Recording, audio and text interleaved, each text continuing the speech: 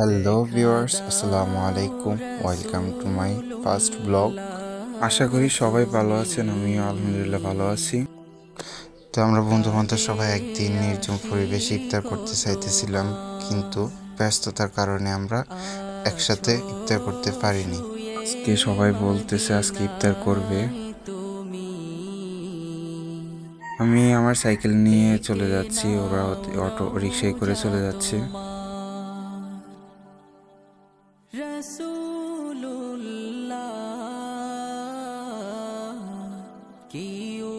তারপর জিল্লু আমার পিছনে পড়ে গেছে, আমি তাকে বলতেছিলাম বেটা তুই তাড়াতাড়ি সাইকেল চালায় আস।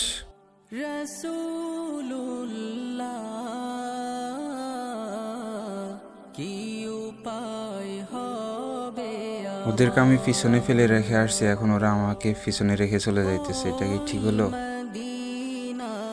পথের ধুলি মাখতাম আমি পেলে সুরমা বলি, ওই মদিনার পথের ধুলি মাখতাম আমি পেলে সুরমা বলি, ফিরে পেত এ নয়নে নূরেরি আধার, ডেকে নাও রওজা তোমার রাসূলুল্লাহ,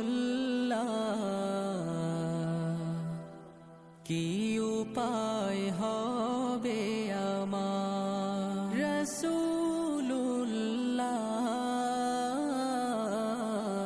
কি উপায় হবে আমার মরণে। এখানে রাস্তাটা প্রচুর খারাপ, তাই আমি সাইকেল চালাতে পারতেছি না, রিক্সাও আসবে না, তো ওরা রিক্সা থেকে নেমে আসতেছে।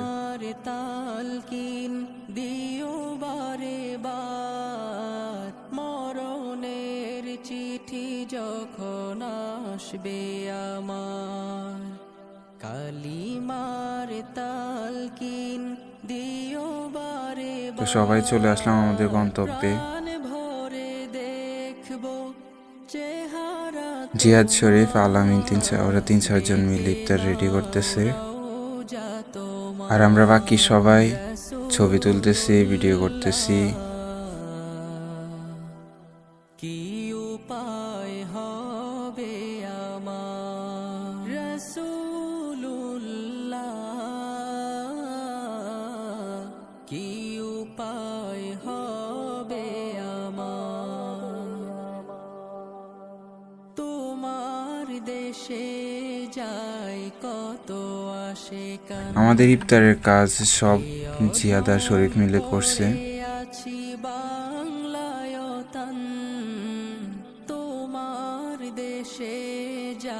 তো আমরা সব ইফতার নিয়ে রেডি, শুধু আজানের অপেক্ষায় আছি, আজান দিলে আমরা ইফতার করা শুরু করব।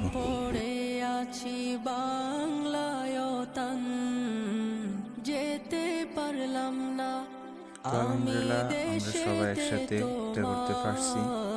ডেকে নাও রওজা তোমার রাসূলুল্লাহ,